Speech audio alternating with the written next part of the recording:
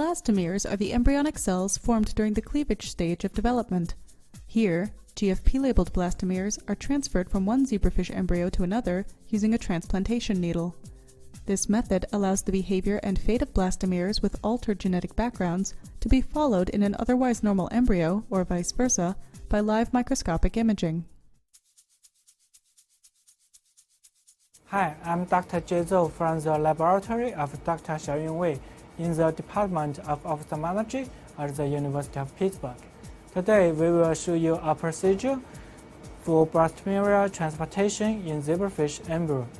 We use this procedure in our lab to study retinal and brain development. So let's get started. In the evening, set up pairwise crosses of zebrafish. To prevent random mating before the desired time, use dividers to separate the female and male fish. Here, GFP-expressing transgenic fish are used as a source of donor blastomeres. The PT104 transgenic line expresses GFP ubiquitously under the control of the EF1 promoter.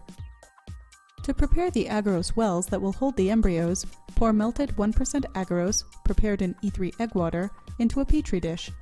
Float a plastic mold with wedge-shaped protrusions on the agarose solution. Then, let it cool down to solidify. Carefully remove the mold and immerse the agarose bed in E3 water. Next, prepare the transplantation needles.